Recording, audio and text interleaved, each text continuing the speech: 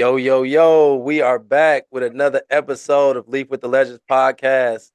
Man, I'm with Big Bro. I'm with a Milwaukee legend. I'm with a Dominican high school legend, overseas legend, 14-year professional overseas career. Man, soon to be BIG3 legend. Oh I'm with yeah, I I'm mean. with the big homie, man. I'm with my boy Ray Nixon, aka Ray T. Man, thanks for pulling up to the pod. Hey man, I appreciate you for having me, bro.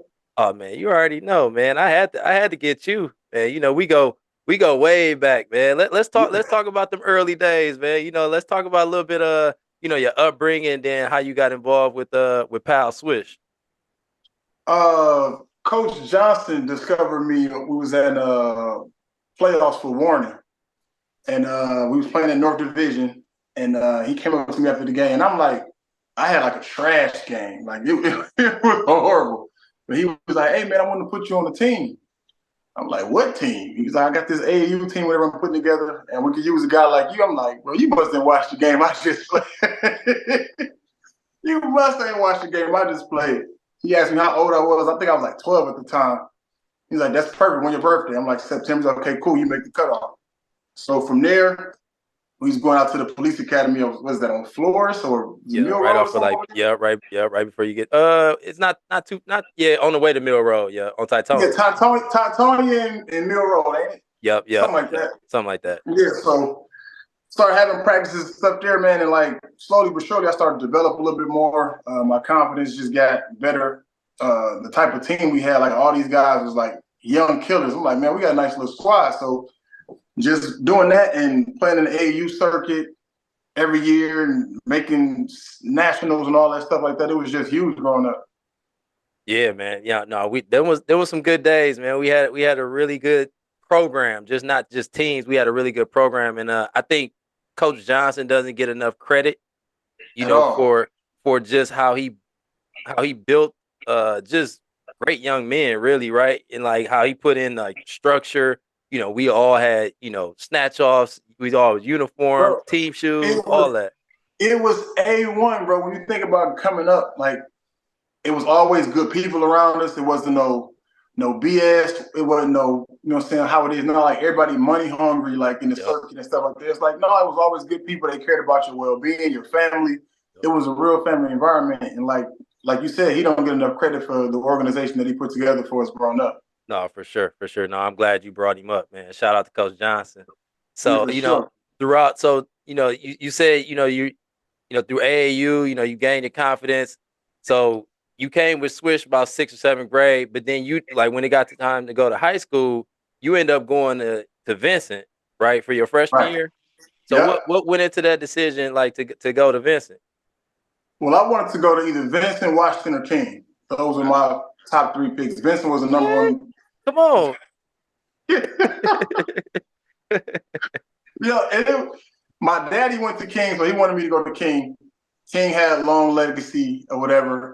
Vincent was the number one team in the state, like for years. And Yep. Washington, I just love the way they hoop. So those are my top three schools. And Vincent was my number one school, and I got picked to go there. And I don't know how, because Vincent was on Forest Hill Road, and I was on 19th and Logan. So I'm like, King would have been a better fit, like for sure. Yeah, yeah. So you go to Vincent your freshman year. But then you end up transferring to Dominican for the rest of your high school career. So what went Yeah. into that? So What went into that decision? so for me, for Vincent, like I said, they was number one team in the state. So they had so many cats that were already in the program. Mm-hmm. Like cats they already had on the wait list, cats that was up next. Like Vincent was known for being dogs. You know what I mean? So I came there, uh, played freshman, got bumped up to JV after first or second game, and was playing decent. But then Pat Rogers, he had got bumped back down from varsity. And Okay. so I was in his position. So like I wasn't playing no more. And then after that, I'm like started messing around at school, doing stuff I ain't supposed to be doing, fucking off pretty Yeah, much. You know what pretty I mean? much. So Yeah. you know what I mean?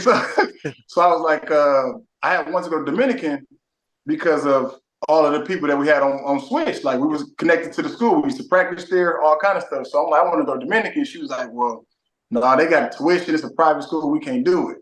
And so when I started getting in trouble, she was like, well, you got to do something. So she enrolled me into Dominican. So my sophomore year, I think tuition was like maybe $4 or $5 either for the semester or the school year. Mm-hmm. And so she went in and made the first tuition payment, and they was like, well, Ray's school has been paid up till he graduates. And she was like, what? And they was like, your son has been taken care of.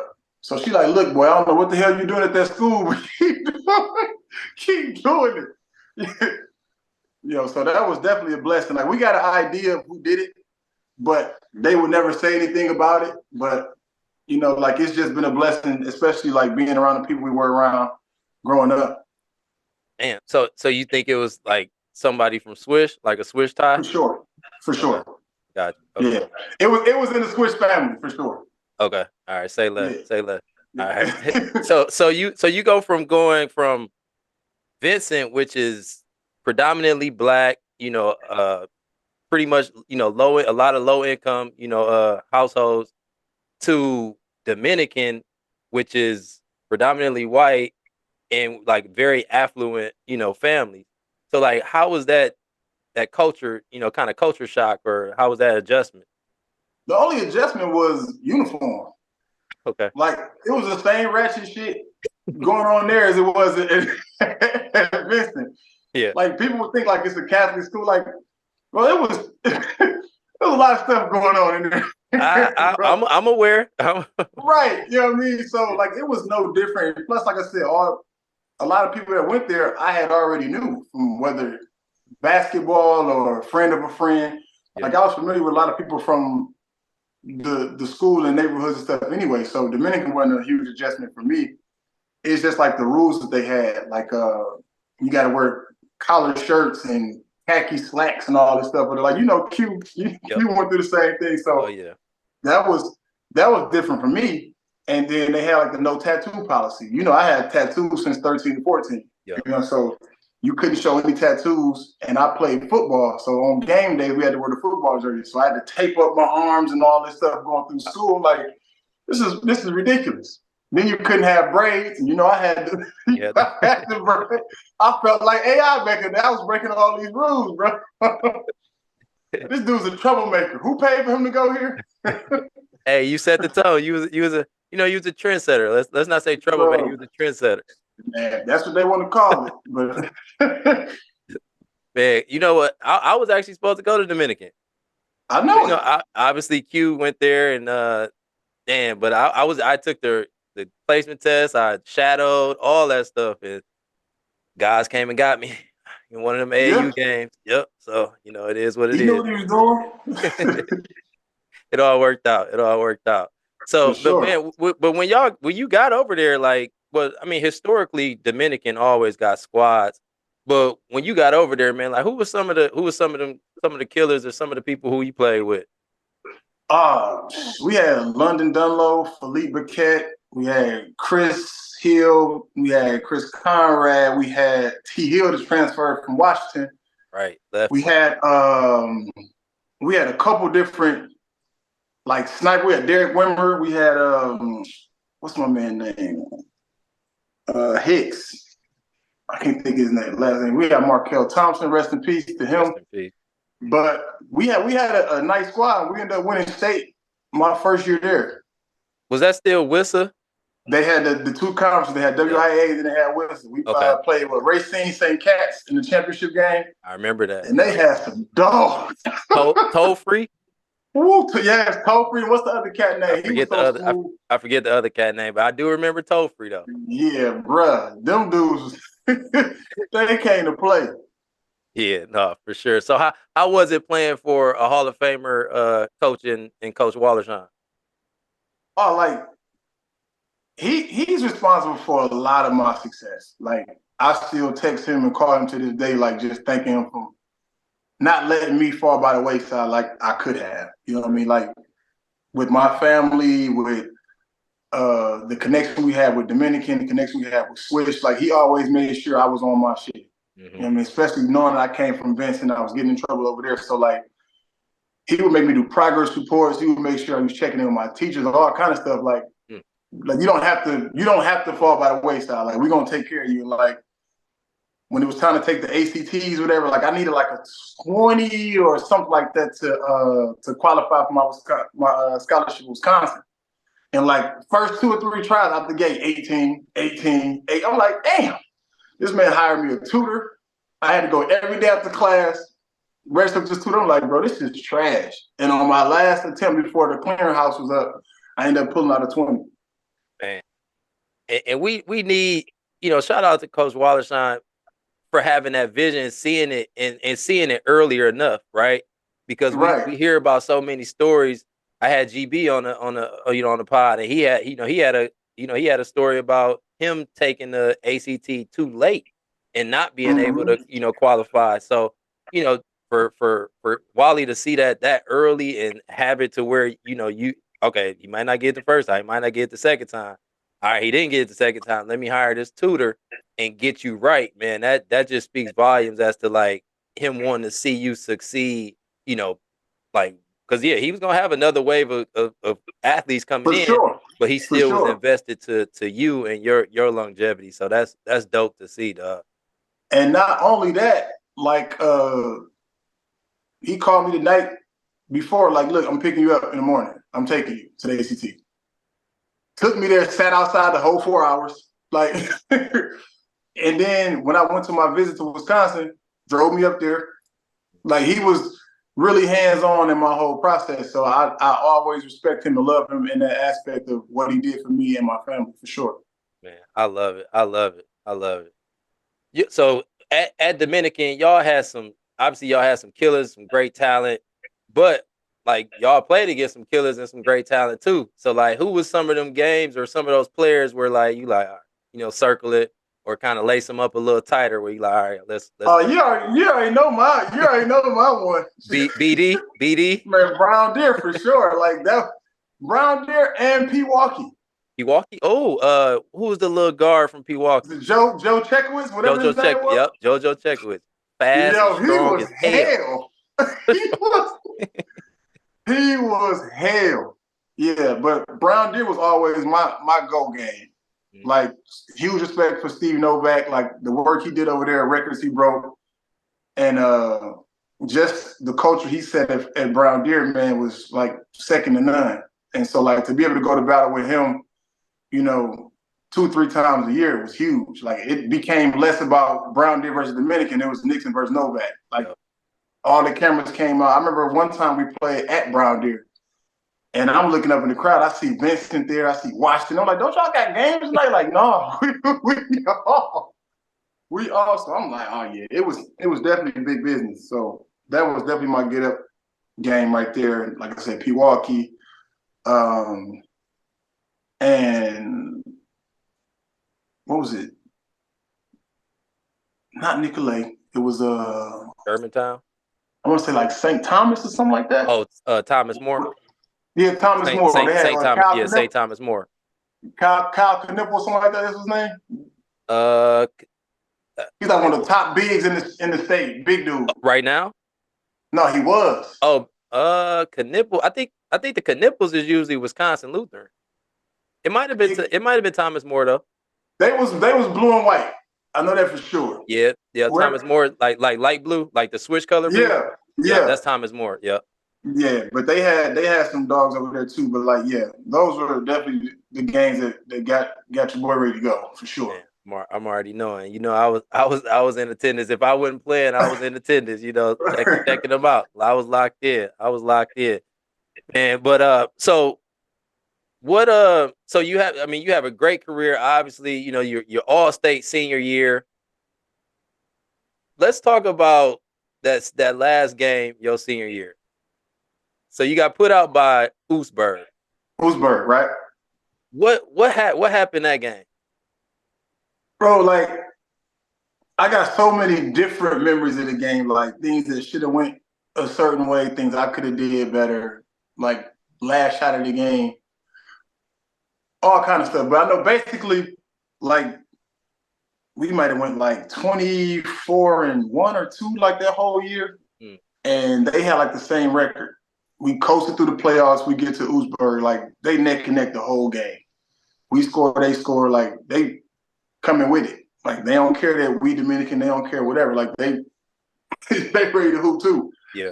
And it boiled down to like the last couple of plays. I had the ball coming up sideline, or whatever. It was maybe like 4 or 5 seconds left on the clock.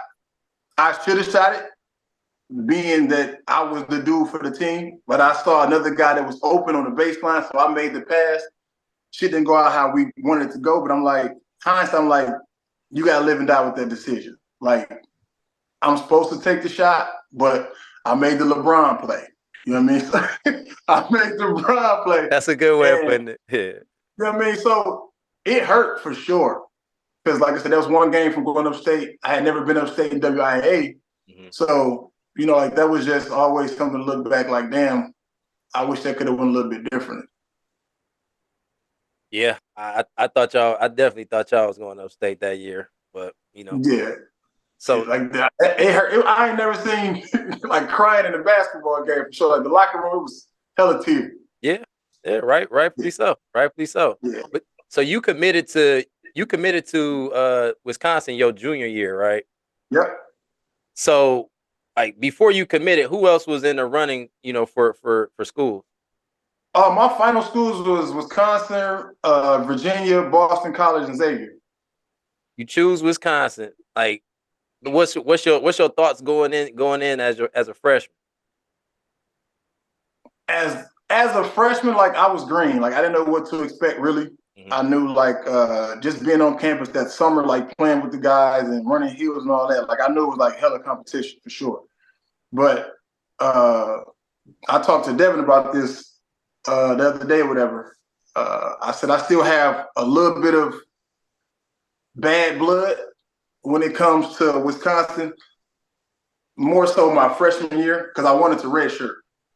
Okay. I wanted to redshirt my freshman year because the position they had me playing like 3-4. And you know me, I was 180 pounds soaking wet, like 6'7", like bro, like you're not playing the Big Ten like that. So I went to the office, like, you know what, I want a redshirt. And like they sold me a dream, like, nah, you are our first recruit. You know, Bo Ryan chose you first. We're gonna need you this season, blah blah blah. So I'm drinking the Kool-Aid, and we preseason. I'm getting hella minutes, playing a lot. I'm like, okay, cool, maybe it's gonna work. As soon as the season started, I may have averaged 2 minutes a game. Like I only played in like 12, maybe 16 games. Yeah, and that was like scarce minutes. Like roller basketballs out, the game's over with. So I lost that year. And it's crazy because when I came in my freshman year, it was 6 of us in my freshman class. And on senior night, I was a lone senior. Everybody else got the red shirt, either from injury or from something that happened. Because like Doe ended up getting injured. Oh, that's Boo right. Boo ended up leaving. Marquise got kicked out. Andreas had an injury red shirt, and Jason Chapel. So I was the only person that ended up on senior night. I'm like, that extra year, bro, that could have did wonders, big things for my career, bro. But in hindsight, like I said, it all worked out the way it was supposed to. You know, God got his plan for you know, everybody. You know what I mean? So and just, you know, those guys that you named, I mean, we already know what Boo did, you know, like how he was on the court. Alondo, he's the all-time leading scorer up there. You know, Chapel was a bucket, you know, all these other but then that's just y'all freshman class. They already had Freddie, Devin, you know, all these other guys that were up there, and like Mike Wilkinson, all these Kirk Penny, Brian Bush, Greg Steensman, Joe Kravinoff. Yeah. Then my boy Marcus came through there. Like, bro. And y'all had a Cam Taylor. Like we definitely has some squads up there for sure. Yeah. And y'all you made the NCAA tournament every year, right? Every year. Yeah. Okay. Every year. Let's talk about that. How is that? Like, you know, I went Division III, I went Sweet 16, but like I know how it was continuing to win, and you know each round, you know, gets sweeter and sweeter. But like, you know, I'm real close with Mo. Mo Kane. So like he would Yeah, tell me a little bit about like some of the care packages y'all would get, like the more gear, the shoes, and like just talk about playing at playing in March Madness. yeah. Like the tournaments, period, is always gifts. Like we had the Big Ten ACC Challenge every year. Then the Big Ten tournament, like we always get like watches, PlayStations, PSPs, like shoes, gear, all kind of stuff, just for playing in the tournament. That's one game. You know what I mean? Like, like it was crazy. But when it came to the tournament, like it was just a whole different environment. Like you playing in bigger arenas, you playing in football stadiums, you traveling. They got the little what you call the little police Oh, barricade. motorcade. Yeah, the little Yeah, motorcade. Yeah, yeah. police motorcade. I'm like, bro, this is college basketball. And then like when the bright lights is on, like it's a whole different game. Mhm. Now it's national. Now you're on television. Like the nerves go up a little bit more than just you playing at the Kohl Center this weekend. You know what I Fact. mean? Like these are familiar faces, and the environment was different. The energy was crazy. And like you said, you're playing for a national championship. It's not just another game on Wednesday or Saturday. You know what I mean? So it was definitely a wonderful experience. And you were kind of a 3-and-D guy before it became like 3-and-D, like before it became Mm-hmm. like a thing, right? So like, That's how I made my whole career, bro. hey, I hear you. I hear you. So who were some of them? Who were some of them dogs like in college that you had to go up against? I just had this conversation. Luther Head, Illinois, Ooh, uh, Bracy Wright, Darren Williams, Bernard Robinson Jr. was the toughest person I ever hooped against. He played at Michigan. He was like 6'6", 6'7", built like David Robinson, athletic as hell. Like this was either my freshman or sophomore year because I don't think he stayed that long. okay. But then yeah, they had Chris Humphreys at Minnesota. Yep. Uh, what's the shooter name out of Penn State? White dude was a sniper. Oh, yeah, I know who you talking about. I can't his name. Oh my! Coming to me. It was hell chasing him, bro. It was hell, but yeah, like Big Ten was crazy. Period. Then you had Teague at Purdue. Um, yeah, bros. Oh, and I forget Michigan State. Oh yeah, they kept it Everybody with. on their roster. They kept it with. Yeah.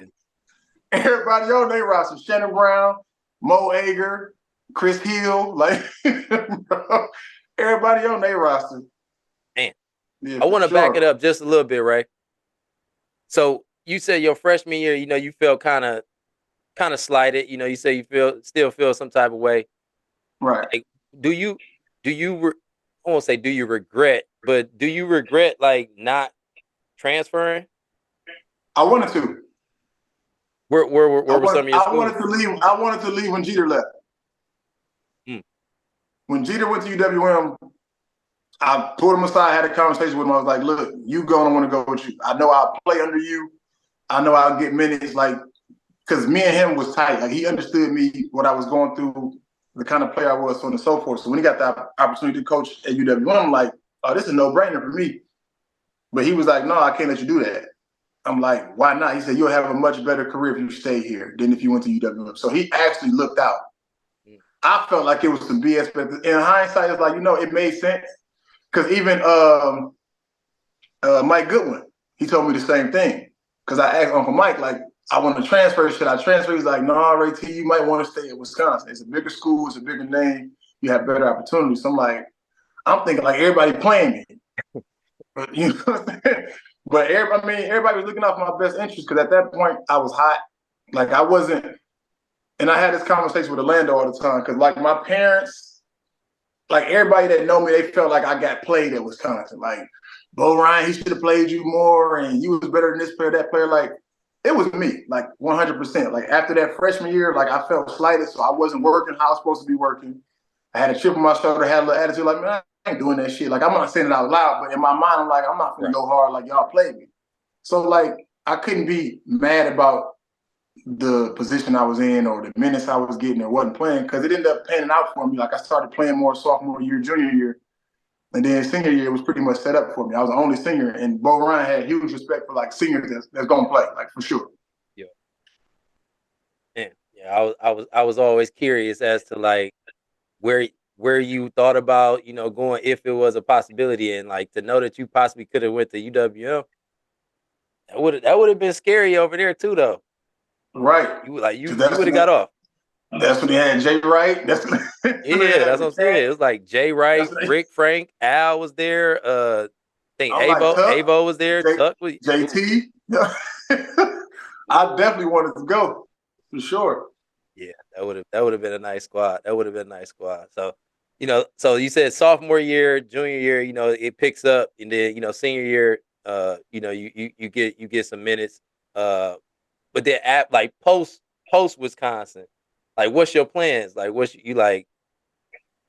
Oh, I'm going overseas for show or what? I didn't have not a plan in the world. Like my senior year, like it's crazy how it worked out anyway, because that summer I went to a pro-am in, I want to say it was either Indiana or Kentucky. Okay. With Lewis Monroe. He played with Madison, whatever, but he ended up playing at Indiana. Okay. But he's a Madison kid or whatever. But me and him ended up going down to a pro-am, and they had like NBA scouts down there. And so they was tracking the games. They kept stats. They did newspaper articles, all kind of stuff, whatever. So I had a lot of buzz down there. They're like, well, this kid has an NBA frame. Like he had athleticism to shoot, play defense. I'm like, man, this shit ain't real. So one of the guys on the team, AJ Moye, he played at Indiana. Yep. He was like, yeah, bro, I'm about to go overseas. Like, I could use a guy like you on the squad. Like, let me get your information. So I'm thinking he just jacking or whatever. Like, I ain't think nothing of it.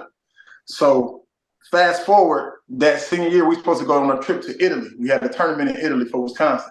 Okay. Because it was like a thing back in the day. Like every 4 or 5 years, like the school got an international trip. Mm-hmm. And we had missed the trip that we were supposed to do before. So we had to try to make it up that summer. And so it was like maybe a week before it was time for us to go to Italy. I got a phone call from AJ. He like, bro, you want to hoop overseas in Germany? I'm like, hell yeah, like what you talking about? Yeah. He was like, yeah, my coach, we looking for a wingman that could shoot and play defense. I'm gonna give you information. I'm like, oh, bet. So they called me, signed me, gave me a contract. So I'm like, what do I do now? So the assistants on the Wisconsin squad like, look, we about to go to Italy, just fly over with us, and then you could transfer to Germany from there to be closer. Mm-hmm. But Bo Ryan was like, well, no, he's a professional now. He signed the contract, so we can't legally do it. Everybody like, anybody gonna know? Like, right. Like, what the hell? But he was always, you know what I'm saying, one of them follow the rules guy. So I ended up having to miss the trip, but my mom had already paid for her trip. So she ended up going on the trip with the team, and I had to fly to Germany. Mm. Yeah. Okay, so that was Germany was your intro to overseas. Yep. So over the years, you played in what? Germany, France, Finland, Japan. Yeah. So yep. Let's talk about the journey throughout your overseas. Right. So fresh out of college, Germany was my first 2 years. I was in Stuttgart, Tübingen. It was like 50 minutes from Stuttgart. That's the major city next to it. Mm-hmm. It was easy for me to transition because it was just like the Big Ten. Mm-hmm. It was like low scoring games. It was big bodies, bruisers. Like it was slow defensive games. You know what I mean? So I adapted to that quick. But the preseason and practice schedule, like I didn't understand that at all. Like we would have mornings on the track. We would run for an hour. Then we'd go straight from there to the weight room. Straight from the weight room to morning practice. This is 3 back-to-back practices. Track, weights, and practice. Then we have like a 4 or 5 hour break, and then we had night practice. I'm like, you shitting me? All of this for one game on Saturday? Like, I'm like, nah, ain't no way in hell. Then they only had 2 channels in English, which was CNN and MTV. I'm coming home every night to white walls. Wasn't no internet. I mean, wasn't no damn iPhone. Wasn't no. I think Skype may have just came out. Yeah. We had them big ass cameras that put on top of your computer. Like, bro, phone calls was like $2 a minute. Like, it was hell. I'm like, I don't know how cats do this. But my mom had ended up sending like a laptop out there, whatever.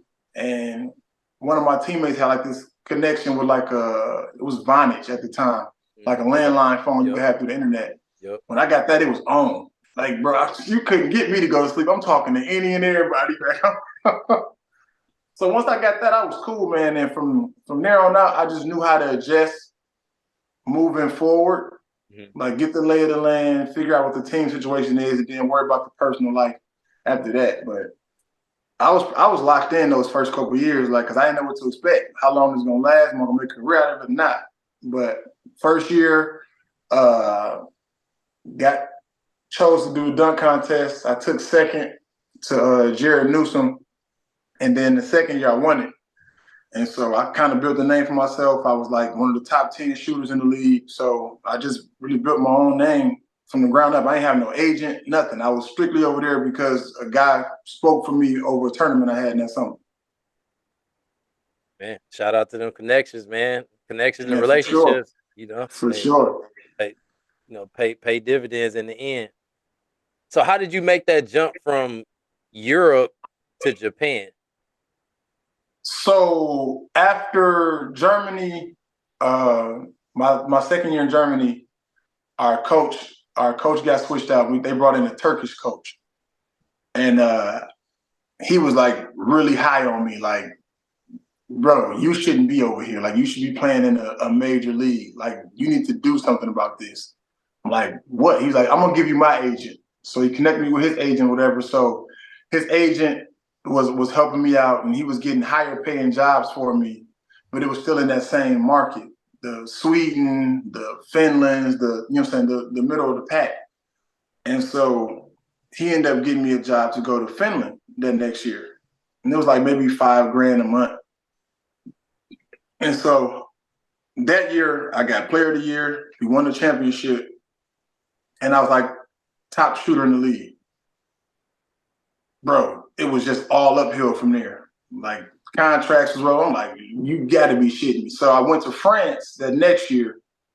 And France was a shit show. We had a decent squad, but our coach he was like the third or fourth assistant on like the French national team, so he wasn't there the whole preseason. So we didn't have no roster lineup. We didn't have no continuity. We didn't know who was going to be doing what. So he came back like a week before the season started and just started putting players wherever. We ended up losing our first 7 games, bro. 7? I remember first 7 in a row. I mean, handedly. Like 7 in a row. We had a nice squad, bro. But we lost our first 7. I know the owner came in at halftime. We was losing by like 20. This man walked in, he said, look, y'all got 1 half to save y'all jobs, and walked out. Walked smooth out. I was sitting there like, well, fellas, because you know the imports is first to go. And it was Absolutely. Like 3 or 4 of us. Yep. And the other 3 had been on the team the previous year. Because they had moved up to top level because they was just in like Pro B the year before. And they moved up to Pro A because they won a chip that year before that. And so I'm like, I'm the odd man out. So we ended up losing by 3 points. I got on the phone with my agent, like, look, he told us we had to have to save our jobs and we lost. So you might be hearing from him. Sure enough, he got that call Monday. Got everybody out of there. I got severance pay for like 2 or 3 months. And so I called my coach from Finland, like, look, I just got cut. Y'all got any more room for me? He's like, hell yeah. So I ended up going back to Finland for my last team and got another check from them. So I made double salary that year, which was a blessing. Yep. And from there, one of my teammates that I played with in Finland the year we won the championship, he said his agent had a camp in Chicago that summer. And I'm like, I'm at the crib, cool. I just drive down, you know what I'm saying, do the basketball camp or whatever. And he introduced me to his agent. And so we played the games and everything. And the agent was like, look, don't play no more. I'm like, okay, cool. Like, fuck, I done did. I don't think I'm in trouble. He was like, nah, it's this Japanese team that want to sign you like right now. I'm like, bro, we only played 2 games. He's like, don't play no more. Okay, cool. Later on that night, I get a knock on my hotel room door. Like 5 Japanese cats walk in my room, like real military. Like, I'm like, I'm like, hey man, what we doing? Right, you trying to They're squabble? like, no, we want to sign you to a contract, whatever. Like, what do you want? Never been asked that question in my life. What do you want? I'm like, okay, I was making $5,000 at the last. Let me get 10. They're like, okay, done. I'm like, damn, I should have asked for.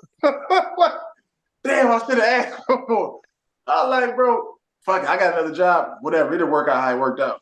So signed with Hamamatsu that year, my first year in Japan, 2010, 2011. Won the championship that year.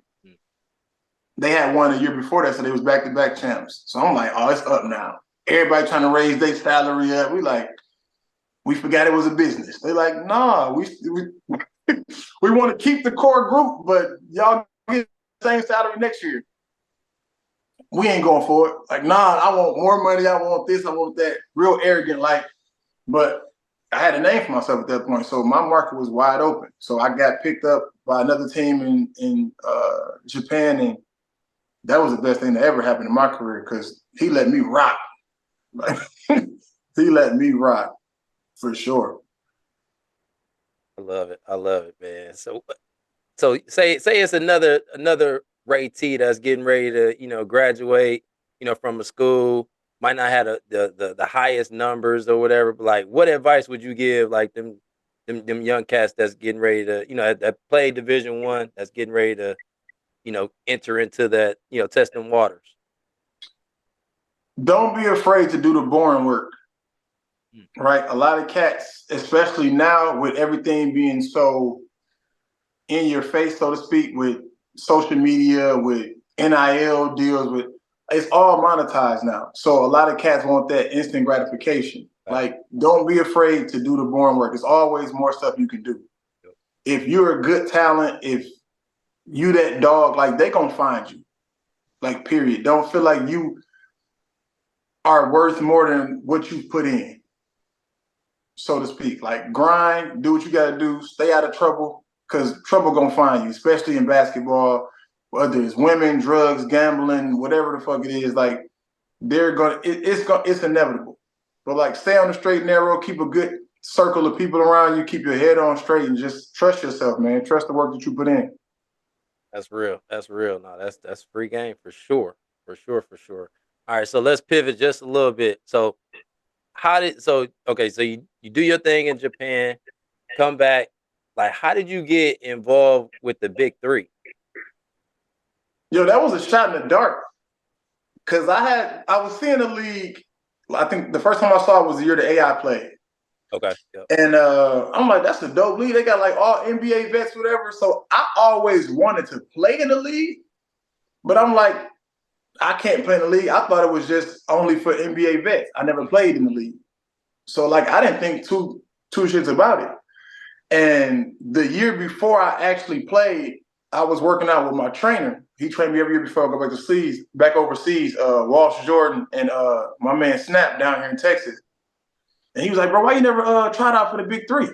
I'm like, I don't know anything about it. Like, how do you try out? He said, they got tryouts every summer. I'm like, okay, cool, I'll try out or whatever. Like, when is the tryout? This fool was like, it's today. I said, bro, What? that don't do me no good. So he pulled it up on Instagram. He showed me the line of people that's outside waiting for the tryout. And I'm looking at it like it's No like, good. and not to hate on nobody. It's like cats that like play at the Y and like cats, like they whole demeanor was like, I'm not an athlete. He like, bro, you can't tell me you couldn't make it. And then they had like the highlights of the guys that was playing. I'm like, I'm definitely trying out next year. Mm-hmm. Definitely trying out. So fast forward to the next year, I ended up getting up with my man Justin Denton. He runs a pro-am league down here called The Run. And he was like, bro, you should try out for the BIG3. I'm like, I was already on it. Like, that's why I got in touch with you so I can start getting ready for it. I know you played it already. Like, what should I expect, so on and so forth. So I had paid all my money up, whatever, get all my paperwork. It was like $500 to register. Mm-hmm. I'm like, damn, you got to pay to play. You know what I mean? So literally the day I paid my money, he called me that night like, hey, bro, did you pay yet? I'm like, yeah, I did mine early this morning. I'm I'm like, wow, what's up? He said, I got a plug. He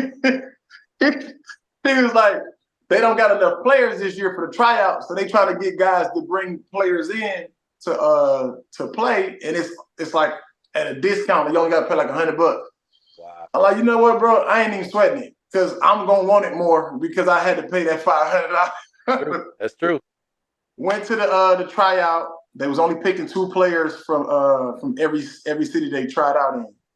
And 2 of the guys that got picked up, my man Thomas Gibson and my man TK, they used to play at the run too with us. So I'm like, I was just excited for those guys. Like at least somebody I knew got picked up. So my man was like, bro, like, don't worry about it. You're gonna get picked up. I'm like, what you talking about? He said they were supposed to pick up 4 players, but they got a call from Cube saying they can only take 2 from each city because of some situation or whatever. So like you probably get a call later on. So like 3 days, I'm stressing. Like I ain't got no call yet. I ain't got no call. So I finally get the call. They like, look, you didn't get picked up for the all expense paid to the combine, but we was pleased with your play. We want to invite you to come out to the final combine in Vegas, but you got to pay your own way. I'm like, well, you got to pay to play. So I ended up paying like I think like $1,200 for flight, hotel out there because it's Vegas and it was the heart of the summer league, all that. So everything was through the roof. Got to the combine, played decent, and same thing. Cube was like, look, a lot of these cats feel like because they played in the NBA or they played last year that they ain't got to come to the combine. They can just be cool with somebody and get their way into the league. Like, no, we want guys that really gonna show up, really gonna hoop, and not just trying to, you know what I'm saying, get money. So I'm like, okay, cool. So he's like, y'all stay ready, stay in shape. So I did just that. Went to the gym every day, stayed in shape, kept shooting, kept lifting. So my homeboy hit me like, look, after the first 2 weeks they played in Chicago. He's like, look, we might be making some changes this week. I'll keep you posted. I'm like, bet. So they had in the headlines that Garland Green got released from the team that I was on. He wants to go play with his brother, Gerald Green. Oh, okay. So when they released him, I took his spot. So I got the call up and I was just like, bro, that was the biggest thing for me. Like just to be in that environment, you around NBA legends, you playing in all these top arenas, world-class treatment, 5-star, everything is just like, bro, this is dope. It was like my version of the NBA. You know what I mean? So that was just so dope for me. So I'm trying to keep that train rolling as long as I can possibly go. Like if I play another year, that would be a blessing. But if I don't, you know what I mean? Like I had that opportunity to do it 2 years in a row. So I'm extremely grateful. Now you hit on it a little bit, but how was it, playing for like someone as iconic as Dr. J, but then for a league for someone that's iconic as Ice Cube? Bro, it's everything. Like it's different to watch it than to actually be in there. Like first class flights, 5-star hotels, the meals, you get paid to hoop every week. You pay every week, bro. You playing in every NBA arena, week in, week out. The legends showing up. They got concerts at halftime. They got like it's a show. Like the work that Cube is doing on the BIG3, like he don't get enough credit at all, bro. Like he's really got something special going, and I hope he keeps this going for a long time. But just to play for Dr. J, like we had an interview actually, and they was asking him like, how do you feel about Ray Nixon? Like, what was special about him for you to draft him, and not only that, bring him back a second year? And like he was like Ray does everything right. Like he'd go to war for you. Like that's the guy you can build a team around. Like he's always a team first guy.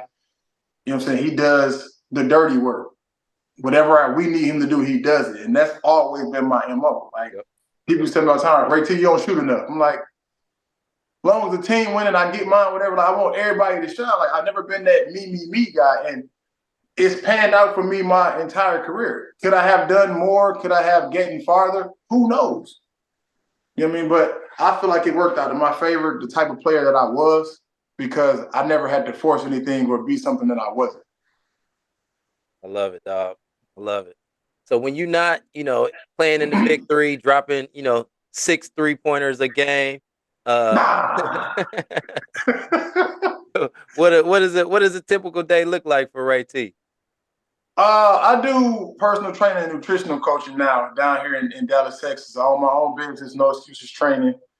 And I got maybe 20 clients that I work with day in and day out. Like I specialize in helping people get out of their own way. Like a lot of the things that we struggle with as human beings with staying or maintaining health is just the decisions that we make. Like everything now is so microwavable. Like we want instant gratification, instant results. And people are really doing damage and harm to their body by trying to achieve a certain look or a certain health status when all you have to do is alter these few things and it could be monumental for your health. And some people don't understand that or see it. And my job is to help them get out of their own way and see healthier ways to maintain and achieve that health that they want.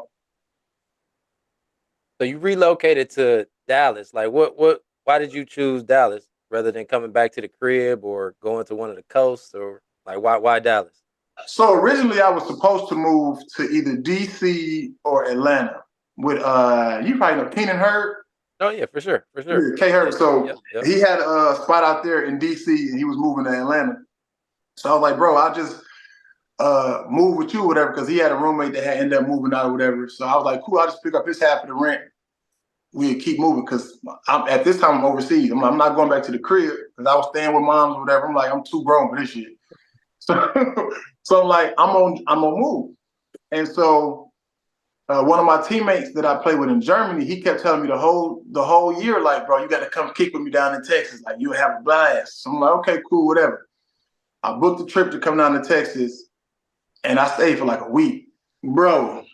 The rest is history, huh? The amount of shit we got into that week, I'm like, bro, I'm never going back home. Like I was, like back then, like me and Rob Perry was like, I mean, inseparable. So I'm telling you, like, shout out to Perry, man. Shout out to Nasty, my boy Nasty. I'm like, bro, you gotta come out to Dallas, bro.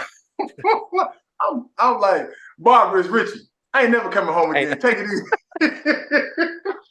At the sunshine. Like, for sure, bro. I'm like, ain't no way in hell I'm going back to Milwaukee. So I ended up going back to Dallas maybe 2 or 3 times again that summer. So the next year, I go overseas, I play in Finland. My goal was to move down to Texas. I flew down there to hang out with my boys again one time. And he was like, we got to make a stop first. I'm like, okay, cool. We pull up to this fly-ass little apartment or whatever. He was like, bro, it's a room in the back if you want it. I already paid it. I'm like, word? He was like, yeah, you said you want to stay down here. I already got you taken care of. I'm like, bet. Bro, and from then it was a wrap. For sure, like, it's so much opportunity and so much space down here. Like, stay out the way. You can make your money. Ain't nobody trying to come get you. Like, it's simple living for me, bro. I love it. I love it. No, I rock with Texas tough. I got family in Dallas and Houston, so definitely. And the last time I was in Dallas, I did not hit you up, and that's on me. That's on all me, right, brother. But I got you. That's all right. I don't hold nobody foot to the fire, man. I got you though. It was a quick in and out, but I'm gonna hit you up for sure. So one last question, and then I got 5 rapid fire questions. Then we're gonna wrap up. What's next for Ray T? At this point, I'm trying to build this business up to be national. Like, I'm not thinking global right now. I just want this to be national. I want to help as many people as I possibly can. Like, especially with our community, like, we're dying at a rapid pace, bro. Yep. Like, Black people in general, like, we're sicker than most cultures. We harmful to ourselves, and it's a lot due to lack of information, but we're stubborn as hell too. You know what I mean? So if I can help as many people as I can, bro, like that's the only thing I want to do as of right now. Is if basketball can continue with the Big Three, like I said, God can bless me with another 3, 4, 5 years. Like, I always stay in shape. I'll be ready. I still got miles on these tires. You know what I mean? So, so right now, like, I'm just focusing on that. And the gym that I work at now, self-made training facility down here in Dallas, our owner, he just started a school within his gym called Manifest Fitness Institute. So what we do is teach other entrepreneurs and trainers how to successfully run their own business so they don't have to work for anybody else. And so that school starts on February 12th, and he made me the COO of that. So I'm in charge of the director of education with that. So just big things. Yeah, big things looking up, bro.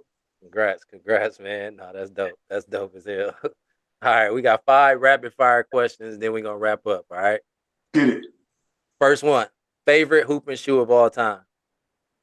Oh, Penny 4. Ooh, okay. They weren't too heavy?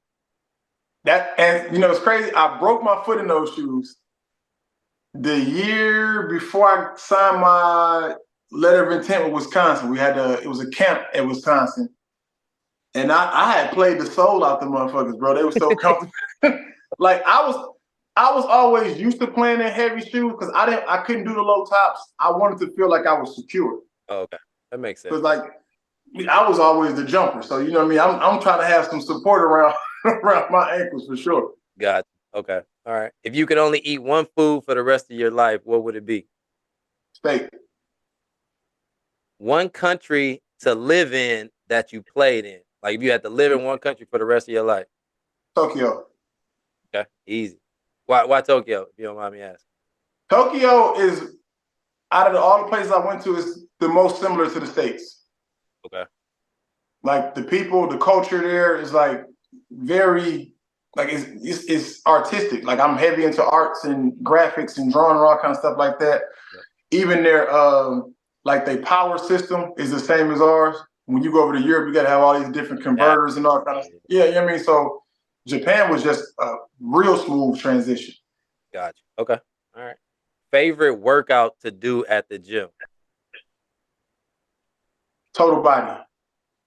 Okay. Total body. So it's like always a push. Huh? Like a hit training? So it would always be a push, pull, or leg. All right. So just a quick breakdown. Like I'm finna shoot my scientific. So in any training program that you do, 6 basic human movements: squat, hinge, lunge, push, pull, carry. All right. As we get older, we stop doing those things. If you look at a baby can sit down on their legs like this for damn near 2-3 hours, no problem. Once you get teenage years, adult, we sitting down now. We in front of computers. We always sitting. We driving across the city, driving back and forth to work. Like our joints are deteriorating. We're getting more and more unhealthy. The food we're eating is overly processed and like it's crap. So it's breaking our body down. So incorporating those 6 basic movements into every training program gives people more health benefits and longevity than you see with any other program. And a lot of times that's up for the trainer or the coach to be able to program that successfully for their client and get out of the mindset of, I'm going to give you what I want to do or what I think you should do. No, everybody's different. Everybody can't squat 200-300 pounds. Everybody can't press 200-300 pounds. If you got this little old sedentary lady that's 45, 50 years old and she got a bad hip, how can you program for that? And some people can't. So you have to really look inside of what you're doing and who are you working with to be able to help them as best as you can for them. Hey, if you're in the Dallas area and y'all not with no excuses training, man, y'all tripping. Y'all tripping because my boy Ray T clearly knows his shit. So, man, I hope y'all tap in. All right, last question. You're the 6th man. You got to pick your all-time Dominican starting 5. And I'm the 6th man? You're the 6th man. God, dog. Or, okay, just 5 others. Okay. T. Hill at the point guard. I never saw him play, but I heard he was a dog. Latrell Fleming at the 2. You never saw Trill play? Never saw Trill play. I never saw him play at Dominican. Even when did he go to Marshall after Marshall that? afterwards. Never saw him play, and then he had the heart thing at Wisconsin. Yep. Never saw Trail play. Okay. So I'm So going T Hill, Trail. T Hill at the 1, Trail at the 2. I'm gonna go.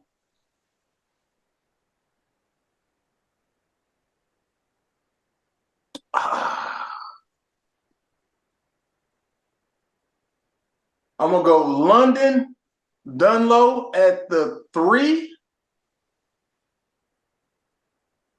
I'm gonna go. What position Diamond play? Diamond played what, 4? He was a 5. He's a 5. Okay, Diamond at the 5, and I will go. What I put at the 4?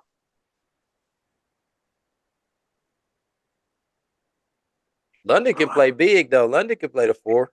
That's what I'm saying. He played the 4, but London was a 3, bro. London was a 3. Through and through. Yeah, for sure. He was a truth because Philippe played the 4. That's true. Yep. I don't know why I would put it the 4, bro. You know what? I'm going with Nasty. I'm putting Nasty at the 4. I was waiting. Waiting, bro. I was waiting. And it's hard because, like I said, he's a 3. Like he's just aggressive. Yep. But he's a 3. Like, yeah, I'm putting Rob Perry at my 4. So you got T Hill at the 1. You got Trail Fleming at the 2. You got London Dunlow at the 3. Rob Perry at the 4, and Diamond at the 5. Yep. And then you coming off 3 and D. Yep. That's nasty. Now I like that 5. If I was to switch out one person, I would put Showtime, and I know it's your 5, but I would put Showtime in place of T Hill. Right. Simply because Showtime was there all 4 years. And, right. And the shit that he did in that championship game. Facts. But no, that's still solid. That's still a solid 5. If that's the case, I'm putting Coach Johnson at the 2. I'm putting Greg Dandridge at the 3. I got you.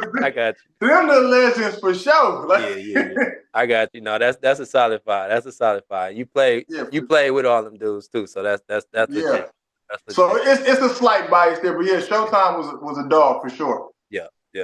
Well, man, Ray T, dog, this has been a pleasure, man. I appreciate you, pulling up to Leaf with the Legends podcast, man. Like I said, we got Milwaukee legend, we got Dominican high school legend, Europe legend, and you got Japan legend. And like I said, soon to be BIG3 legend, man. We gonna speak that to existence, man. Anybody that can go 6 for 6 in the BIG3, man, come on, man. Bro, I appreciate it. Yeah, absolutely. Sure. Absolutely, man. But no, like I said, man, thanks for pulling up to the pod. Like I said, this is just a platform to give people who I consider legends, in their respective crafts, like give them their flowers while they can still smell them, bro. So, we go way back, 25 plus years. So, just to see you still doing, what you're doing at a high level, at 39, about to be 40 this year. Like, sure. That's impressive, bro. So, keep going. I appreciate you, brother. Appreciate all the love. You already know. But hey, it's been another episode, Leaf with the Legends. Got my boy Ray T, Raymond Nixon. Man, be sure to like, comment, share, subscribe. As always, be legendary or be lost. Peace. For sure.